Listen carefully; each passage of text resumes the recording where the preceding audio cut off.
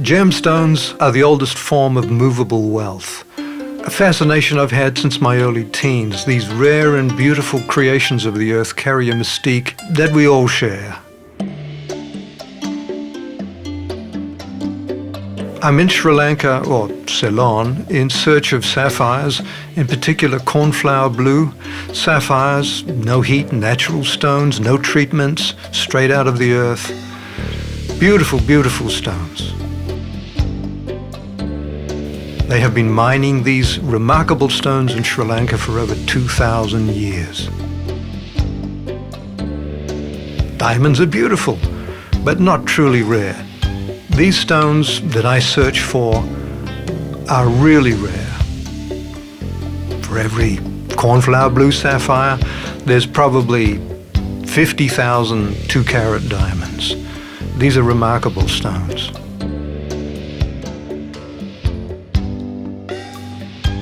The vast majority of sapphires have some form of treatment.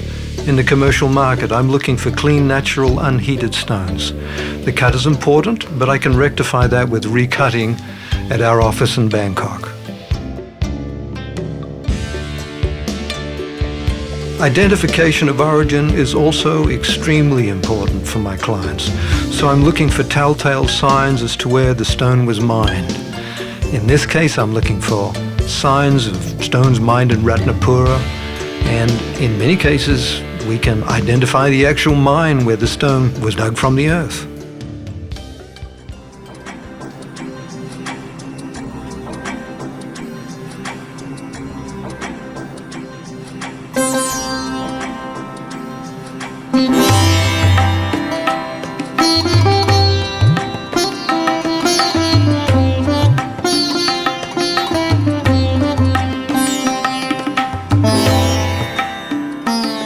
The island is beautiful, lush and green with amazing wildlife. The people are kind and generous, which is amazing considering Sri Lanka is only 10 years out of a 25-year civil war. A war that in the north, between the Tamils and the Sinhalese, was brutal, that killed over 100,000 people. This is a country rich in resources which the British plundered between 1850 and 1948. Unfortunately, since then, as a result of corrupt governments and mismanagement of the economy, the country is now heavily in debt, particularly to the Chinese.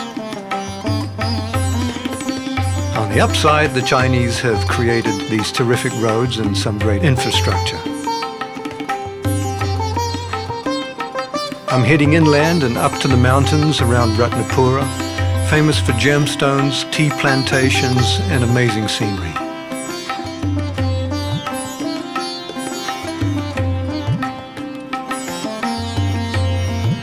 These gem mines are small operations, farmers sometimes mining their own land or contracting out to other small mining interests. It's hard, dangerous and dirty work with only a small possibility of great reward. The Sinhalese people are hardy and have been mining this area both underground and in the rivers for over 2,000 years. Not far from here is a temple dedicated to these hardy people and their search for gemstones. Unfortunately, we could not film there. The gem-bearing gravel is found in pockets brought to the surface in burlap bags and added to the pile for later washing.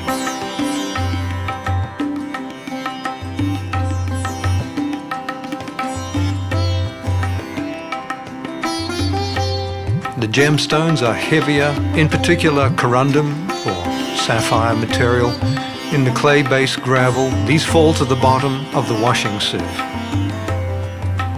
A quick prayer before sorting the stones is a tradition going back thousands of years.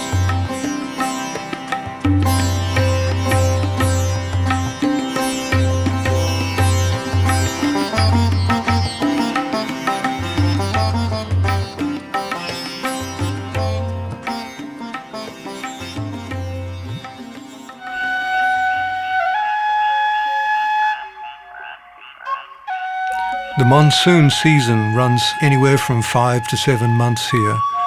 This year is particularly relentless with heavy rain. but it's beautiful. I also find it refreshing to be here with so few tourists.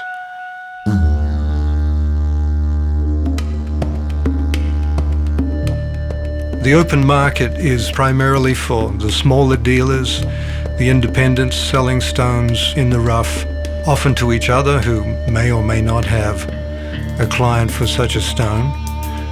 I always take a look and sometimes I find something special.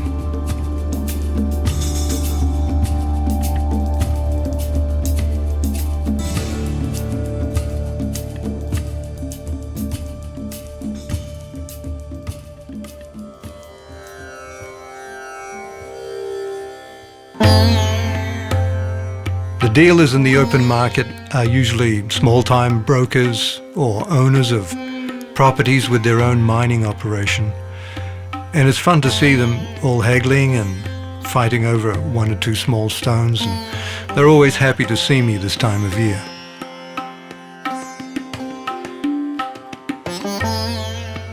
The major stones are only shown to dealers who have been introduced to the right people. The average tourist won't see these nicer stones, and the deals are done behind doors off to the side of the outdoor markets.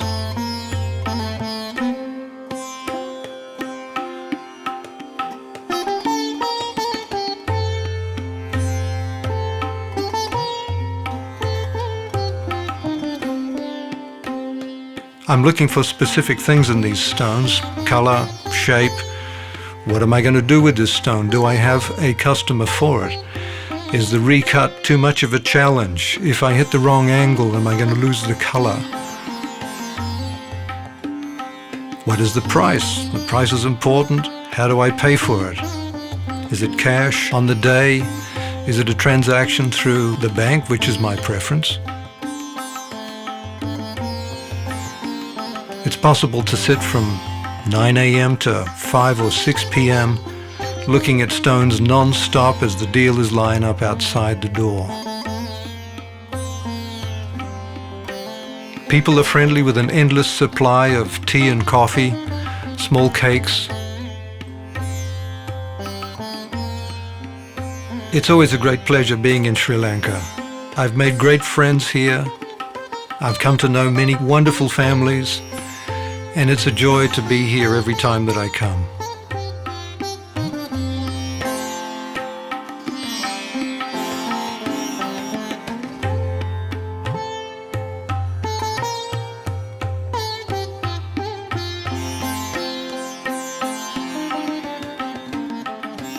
It's always great to be here, to visit the temples, to taste the food, hear the music, take in the atmosphere of such an ancient culture.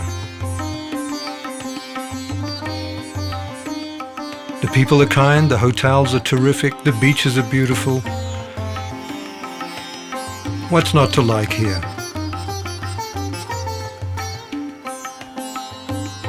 The business is important for me, but mostly it's the experience and the adventure that I enjoy.